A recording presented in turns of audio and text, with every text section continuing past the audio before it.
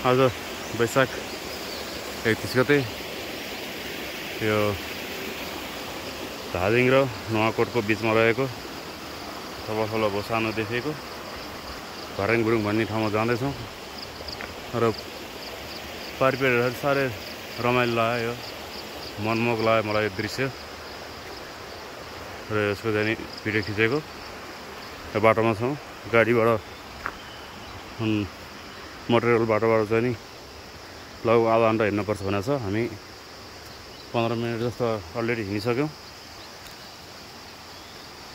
बाटोमै छ अझै।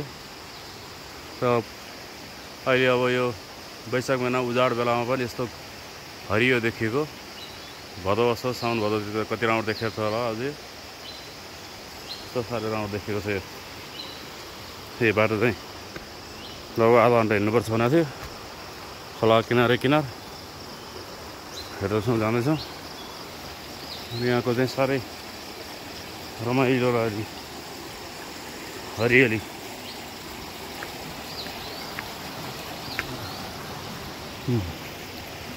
लहरै लहरा केटो लहरा हो यस्तो, यो साह्रै राम्रो लाग्ने। त्यहाँ सिँढीहरू बनाएर रहेको छ, अझै कति माथि हो थाहा छैन। यस्तो ठाउँ छ, हिँड्न आउनु परेछ।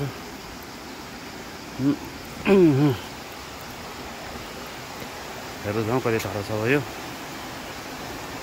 हेरौँ। राम्रो छ साह्रै ठाउँ,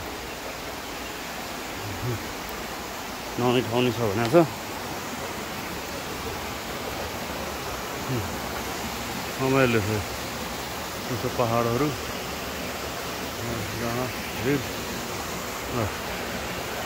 त्यहाँ चाहिँ नि हिँड्ने बाटो बनाइदिएको जस्तो छ।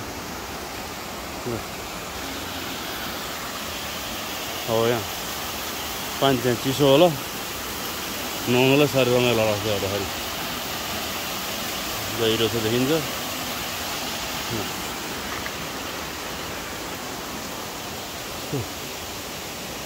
पहराहरू छ,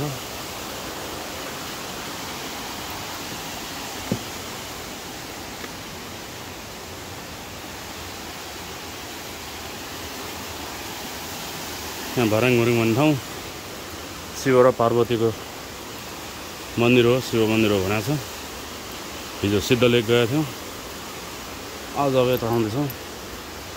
हनुमानको मन्दिर छ। ओम हम हनुमते नमः, ओम हम हनुमते नमः, हम हनुमते रुद्रात्मा कायं भर, ओम हम हनुमते रुद्रात्मा कायं भर।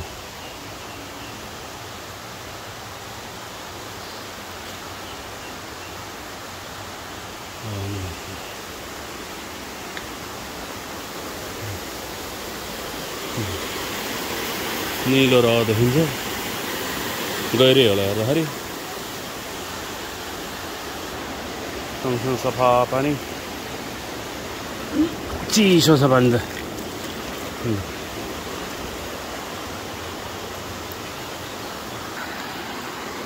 खोलै खोला बाटो जाँदैछौँ, अझ कति हो थाहा छैन। ओहो,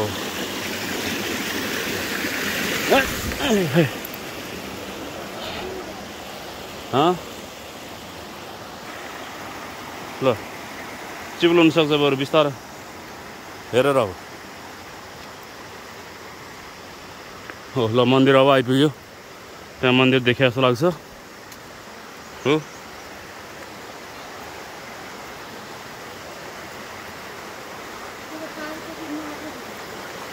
यता पारिपट्टि नुवाकोट भनेको छ, यता धादिङ।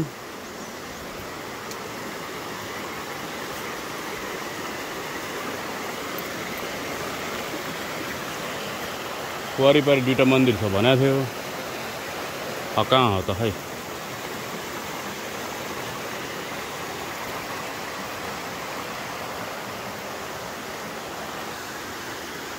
अब यहाँ चाहिँ अहिलेसम्म त जुत्ता नखोलिकन फर्केर आउनु सकेको थियो। अब चाहिँ जखलो तर्नै पऱ्यो। चिसो पानी छ, सफा पानी, चिसो पानी।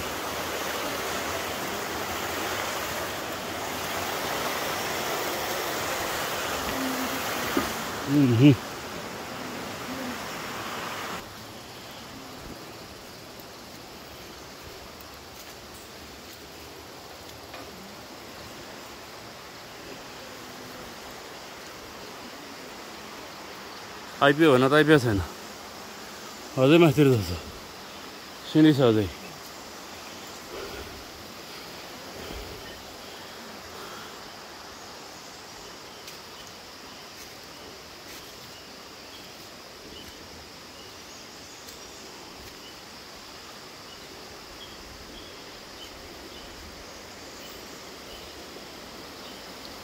यतापट्टि यतापट्टि चाहिँ नुहाउने ठाउँ बनाइदिएको रहेछ ल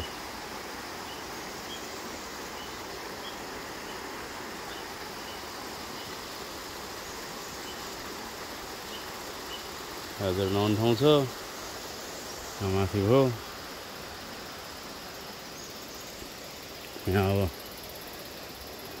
बुद्धको यस्तो बनाएर छ बुद्धम शरणम गच्छामि मानेर चाहिँ नघुम्ने भइसकेको रहेछ सबै मानेहरू कुनै पनि नघुम्ने अवस्थामा रहेछन् प्रायः यता अलिअलि घुम्ने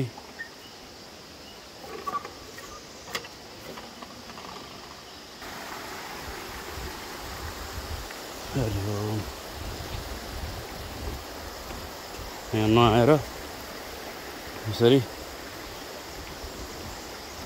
धारा नआएर कपडा फेर्ने ठाउँ बनाइदिएको रहेछ यो सानो राम्रो व्यवस्थित रहेछ यो चाहिँ यो कुरा चाहिँ साह्रै राम्रो रहेछ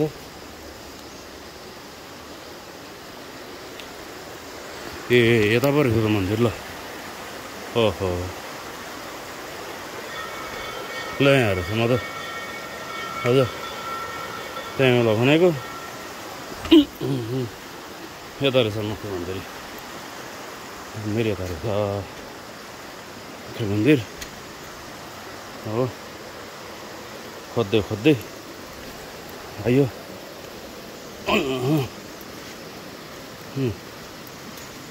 उता आउनु मिल्ने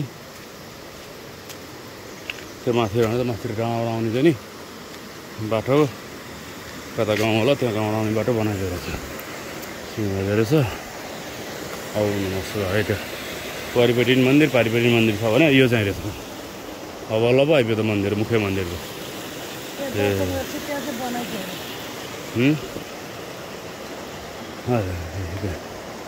अब यहाँ मर्यादा पुरुषोत्तम श्री राम मन्दिर यहाँ चाहिँ राम मन्दिर अब के त राम लक्ष्मण सीता राम लक्ष्मण हो कि के त अब यो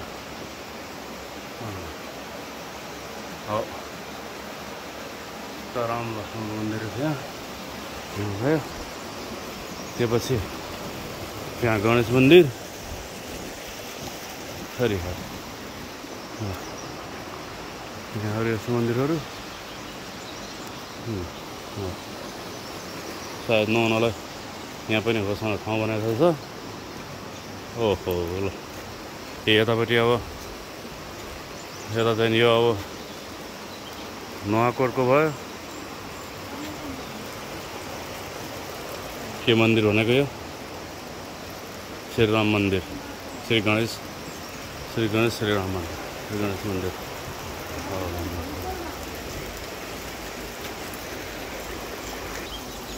के छ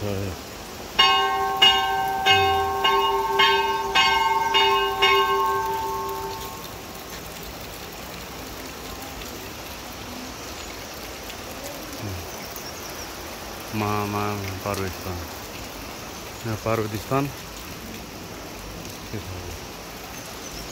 हेरौँ अब जाउँ यता आउनु गएको छ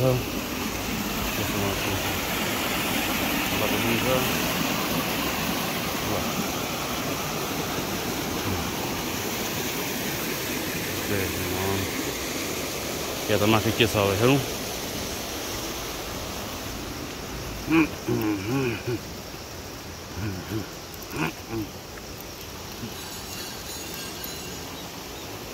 यहाँ अब बर्पिपल रोपेर यति गरेर छ। तर यतातिर चाहिँ अलिक दुर्गन्ध आयो, के गरेर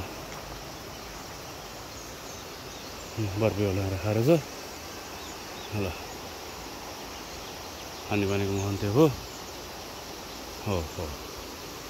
त्यस्तो चैत जेठ वैशाखमा पनि त्यस्तो हरियाली छ।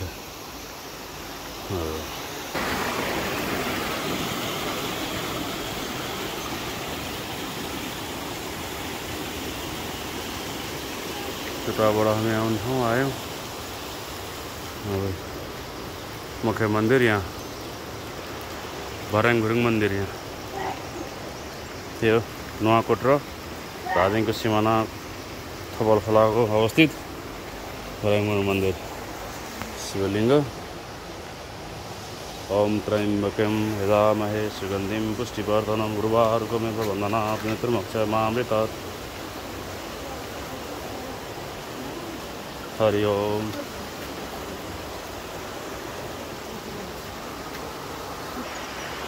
यहाँ मुख्य मन्दिर आयो।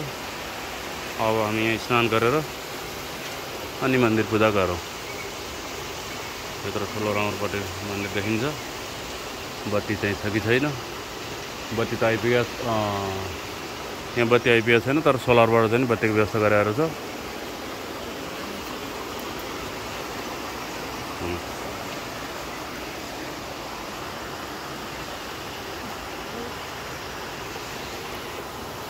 नन्देश्वर महाराज की जय।